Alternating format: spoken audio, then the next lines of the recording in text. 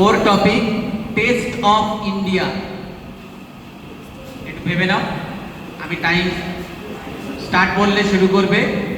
শুরু করার আগে নিজের নাম, ক্লাস, স্কুলের নাম এবং টপিক বলবে।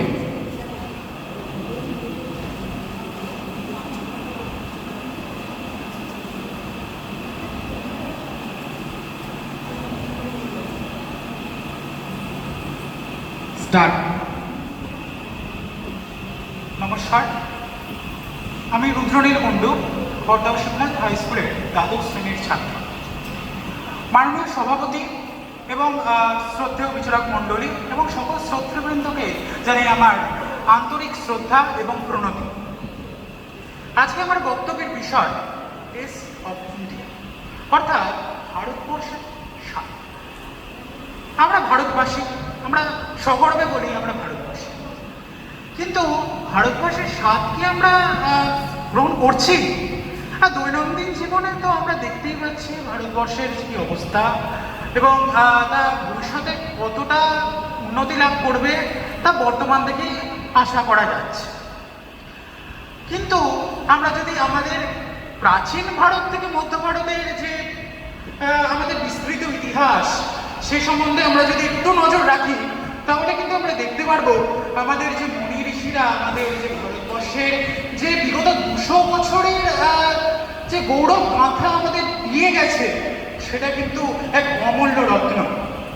সুতরাং আমরা ভারতবর্ষে থেকে আমাদের মনুষ্যত্বকে ছোট ছোট, যেমন ধরুন আমি একটা উদাহরণ দিই, যেমন একটা বিরাট অট্টালিকা, একটা ছোট ইট, ছোট নুড়ি বালি পাথর আস্তে আস্তে যেরকম গড়ে তুলে একটা বিরাট সুন্দর অট্টালিকা গড়ে ওঠে, তেমন আস্তে আস্তে আমাদের মনের মনুষ্যত্ব, অর্থাৎ ভারতবর্ষের যে ভারতবাসী আমরা, তাদের মনুষ্যত্ব থেকে শুরু করে পারিপার্শ্বিক সমাজ পরিবর্তনের মাধ্যমে আমরা এক নব ভারতবর্ষ গড়ে তুলব, অর্থাৎ নব দিগন্তকে আমরা উন্মোচন করব।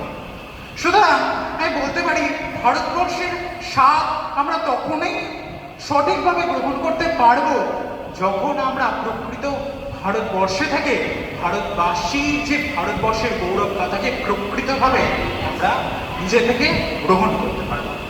সুতরাং আমরা আমার বক্তব্যের এটাই যে মেসেজ, তা শ্রোতৃবৃন্দর কাছে, আমরা প্রকৃত ভারতবাসী, তাই স্বাদকে গ্রহণ করতে গেলে আমাদের পারিপার্শ্বিক সমাজকে বদলাতে হবে।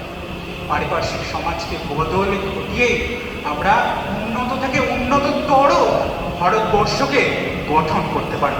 এই বলেই আমি আমার বক্তব্যে শেষ করছি। নমস্কার। Thank you. দুটো কথা সুন্দর।